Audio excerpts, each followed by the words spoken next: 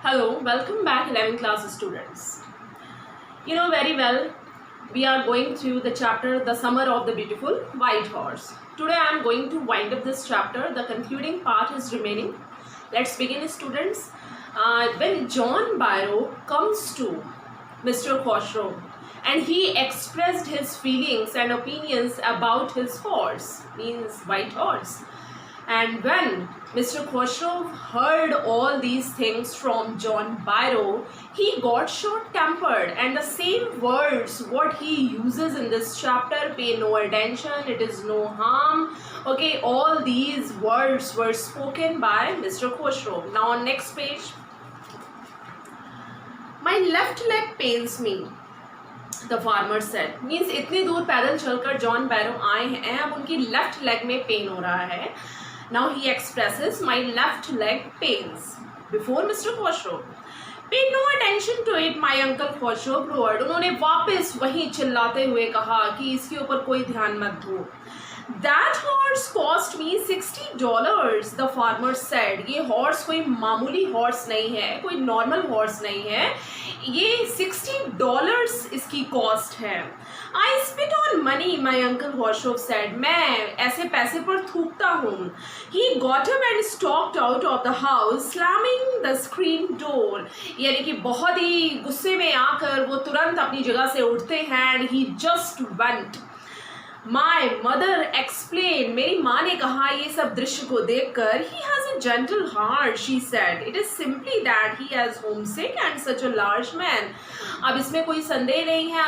Undoubtedly he is homesick. Means उन्हें घर की याद सताती है. वो अपनी होमलैंड को बहुत याद करते हैं, इसलिए वो कभी कभी थोड़े से इरिटेटेड हो जाते हैं. लेकिन वो बाय हार्ट बहुत ही जेंटल पर्सन है, बहुत ही जेन्युइन पर्सन है.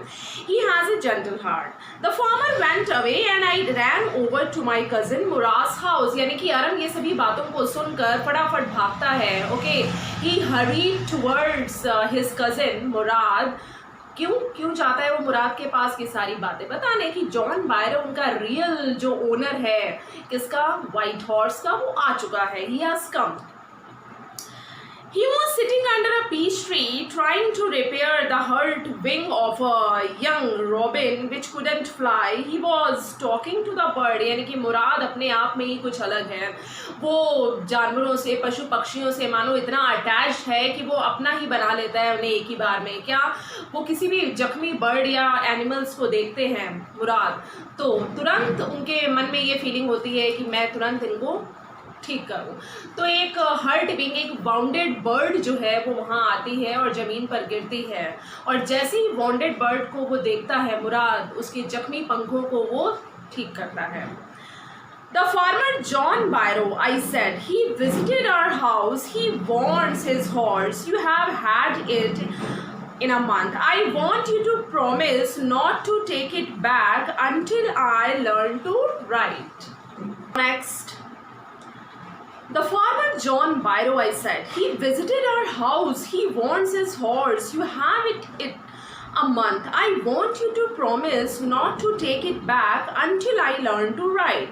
It will take you a year to learn to ride, my cousin Murad said. देखिए, अब आरम भी बहुत इंटरेस्टेड है हॉर्स राइडिंग में. अब वो जैसे ही आकर बताता है किसे, मुराद को, कि जॉन बायरो एक फार्मर है, वो हमारे घर आए हैं और मैं तुम्हें बताने आया हूँ. I have come here to tell you. क्या बताने आया हूँ कि जॉन बायरो अपने रियल हॉर्स के लिए आ चुके हैं, उनका रियल ओनर आ चुका है.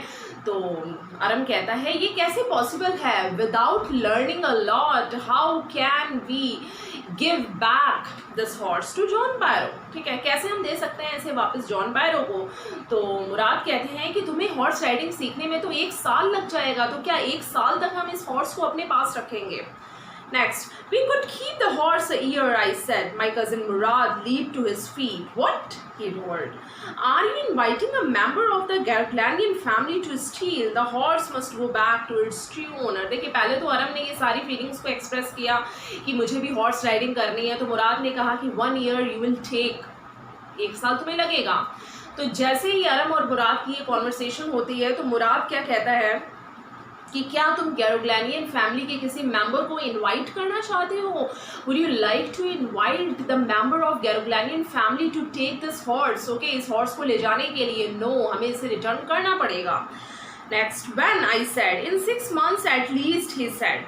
He threw the bird into the air. The bird tried hard, almost fell twice, but at last flew away high and straight. उस बर्ड को जो बर्ड ठीक हो चुकी थी, किसके द्वारा?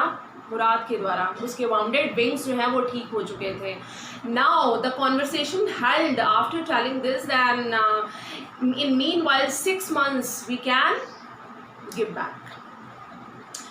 Early every morning for 2 weeks, my cousin Murad and I took the horse out of the barn of the deserted vineyard where we were hiding it and rode it. देखिए, हर सुबह वो उस बार्न से निकालते उस हॉर्स को जहाँ उन्होंने छुपाया हुआ था, और उस हिडन हॉर्स को निकाल कर वो उस पर राइड करते, और जिससे पहले कि सब लोग उठते वो उस हॉर्स को वापस उसी बार्न में पहुँचा देते। तो ऐसा उन्होंने कब तक किया? Every morning for 2 weeks, right? And every morning the horse, when it was my turn to ride alone, leaped over grapevines and small trees and threw me and ran away. Nevertheless, I hoped to time to learn to ride the way my cousin Murad rode. तो आरम की भी ये इच्छा थी कि जिस तरीके से मुराद हॉर्स राइडिंग करता है, सेम उसी तरीके से मैं भी सीखूं हॉर्स राइडिंग करना, and I should learn the way how to tackle the horses, और मैं भी ये सीखूं कि मुराद कैसे हॉर्सेस को टैकल करता है। तो कुछ दिनों तक तो जब मैं राइडिंग करता था, ये आरम के वर्ड्स हैं, तो हॉर्स मुझे फेंकता भी था, जंप भी करता था, ट्रॉट भी करता था, ग्रेप वाइन्स को क्रॉस भी करता था, ये सारे तरीके चलते रहे। Let me do the taking. Okay, अब देखिए, अब नेक्स्ट जो लाइन है, let me do the talking, my cousin Murad said I have a way with farmers. ठीक है, अब मुझे ये भी पता है कि फार्मर्स को कैसे टैकल करना है, then don't worry at all, इसकी चिंता मत करो कि फार्मर को हम डील कैसे करेंगे, तो मैं उनसे बात करूंगा। Good morning John Barrow, my cousin Murad said to the farmer studied the horse.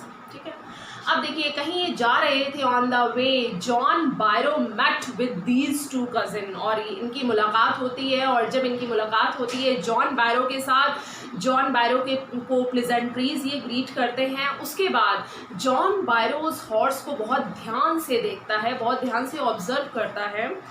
Good morning, son of my friends, he said. What is the name of your horse? My heart, my cousin Murad said in Armenian. मेरे cousin मुराद ने Armenian में कहा, अपनी language में कहा, my heart। ठीक है, कोई नाम तो था नहीं, उन्हें पता नहीं था, तो उसने कहा my heart. A lovely name, John Byro said, for a lovely horse. I could swear it is the horse that was stolen from me many weeks ago. May I look into his mouth? मेरा खुद का जो horse है वो चुराया जा चुका है, लॉस्ट हो चुका है, कम से कम कितने वीक पहले? 2 हफ्ते पहले। ओके, तो 2 हफ्ते नहीं, बहुत हफ्ते पहले, तो लगभग उसने अंदाज़ा लगाया कि 1 महीने पहले, तो कुछ हफ्तों पहले मेरा हॉर्स लॉस्ट हो चुका है। तो क्या मैं इसके माउथ में बहुत ध्यान से देख सकता हूँ, ऑब्जर्व कर सकता हूँ? उसे थोड़ा सा डाउट हुआ। ऑफ कोर्स मुराद सेड, मुराद ने कहा definitely. Okay, the farmer looked into the mouth of the horse, tooth for tooth, right? He said, I would swear it is my horse. If I didn't know your parents, the fame of your family for honesty is well known to me, yet the horse is the twin of my horse. देखिए, इस paragraph में ये है कि John बायरो भी गैरोग्लैनियन family से बहुत ही well known है, और वो जानते हैं कि इस फैमिली की जो खासियत है वो है ट्रूथ एंड ऑनेस्टी। तो अगर मैं तुम्हारी फैमिली को जानता ना होता, क्या कि उसके हॉल मार्क्स, उनकी कैरेक्टरिस्टिक्स को जानता ना होता कि ट्रूथ और ऑनेस्टी है, तो शायद मैं इस हॉर्स पर डाउट कर सकता था। तो इसीलिए तो उसने कहा टूथ फॉर टूथ, यानी कि सेम मेरे हॉर्स के जैसे दांत थे वैसे ही इस हॉर्स के दांत हैं, लेकिन क्या मैं सस्पेक्ट कर सकता हूँ? अब उसके माइंड में भी कन्फ्लिक्शंस चल रहे हैं जॉन बैरो के। Next, good day, John Barrow, my cousin Murad said. Early the following morning, we took the horse to John Barrow's vineyard and put it in the barn. The dogs followed us around without making a sound. और अगले दिन हमने क्या किया कि हमें ये भी पता चल चुका था कि जॉन बायरो ने पूरी तरह से सस्पेक्ट कर लिया है कि ये उसका हॉर्स है, लेकिन वो अभी कहने में थोड़ा सा हेजिटेट कर रहे हैं due to the virtues of our family. तो उन्होंने क्या किया कि उनके वाइनयार्ड बार्न में इस हॉर्स को वापस रख दिया।